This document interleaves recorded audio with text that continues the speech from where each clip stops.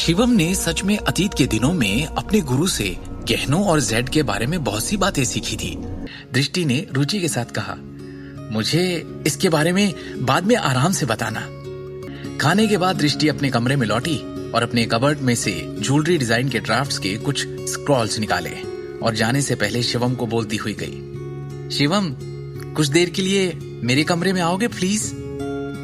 अखिल और सिमी ने हैरत में एक दूसरे की तरफ देखा।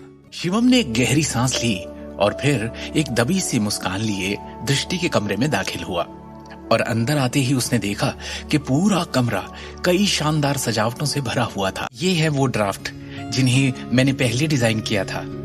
चलो, मैं तुम्हारा एक छोटा सा टेस्ट लेती हूँ। इन सब पर एक नजर मारो, इन्हें गौर से देखो और मुझे इनके बारे में अपनी राय बताओ, दृष्टि ने कहा और डेस्क पर दस्तावेजों को रखते हुए चमकती हुई आंखों से शिवम की तरफ देखा। मुझे देखने दो। शिवम ने डेस्क पर रखे दस्तावेजों को उठाया और उन्हें ध्यान से देखने लगा। ओके, तो इस पेंडेंट की बात करें तो इसकी डिजाइन एक विशेष शैली पर बहुत जोर देती है जो हार्ट ऑफ द सी की नकल करता है। सही है ना? शिवम ने मुस्कुराते हुए पूछा। इस जेड पेंडेंट का डिजाइन सुबह के सूरज से प्रकाशित एक देवदार के पेड़ का प्रतीक है। इस विशिष्ट शिल्प में यथार्थवाद की ओर झुकाव के बावजूद ऐसा लगता है कि ये महान भावना से भरा हुआ है। और इस सोने के हार के डिजाइन को गौर से देखें तो ये क्लासिक्स के लिए सही रहता है और इसके कारीगर को उत्कृष्ट एम्बेडिंग कौशल की आवश्यकता होती है। शिवम, मैंने तुमसे गहनों के बारे में इतनी जानने की उम्मीद नहीं की थी, दृष्टि ने कोमल स्वर में कहा और उसने आज पहली बार शिवम को एक अलग रोशनी में देखा। शिवम बस मुस्कुरा दिया और उसने कुछ और नहीं कहा।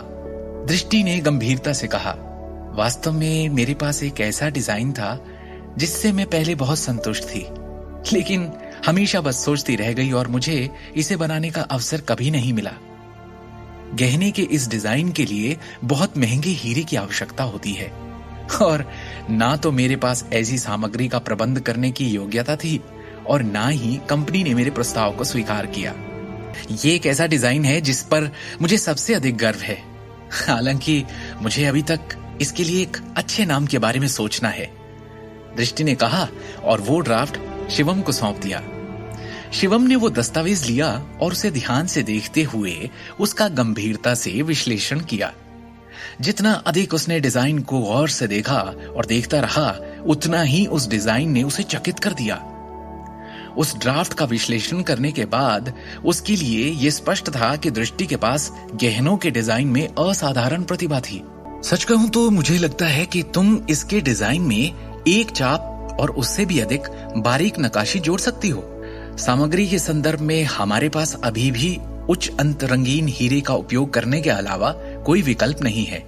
इसके अलावा हमें सामग्री की आवश्यकता होगी, आकार में बड़ी होनी चाहिए, शिवम ने सुझाव दिया। मैं जानती हूं, लेकिन क्या इसे बनाना बहुत महंगा नहीं होगा? इसकी लागत के अलावा इसका उत्पादन करना भी बेहद मुश्किल होगा, दृष्टि ने झिझकते हुए कहा। मुझे लगता है सब आराम से हो जाना चाहिए, शिवम ने उसे आश्वस्त किया।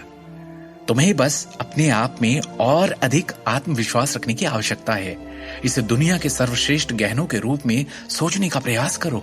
दृष्टि ने शिवम को अपनी चमचमाती आंखों से देखते हुए ध्यान से सुना। दोनों ने आधे घंटे तक उत्साह से बातें की। अंत में गहनों के अंतिम डिजाइन को अंतिम रूप दिया गया। दृष्टि ने डिजाइन के ढांचे को देखते हुए एक संतुष्ट अभिव्यक्ति प्रकट की। ये तो बहुत अच्छा है शिवम, गहनों के डिजाइन के लिए तुम्हारी समझ और जानकारी बहुत ही उम्दा है, दृष्टि ने शिवम की प्रशंसा की।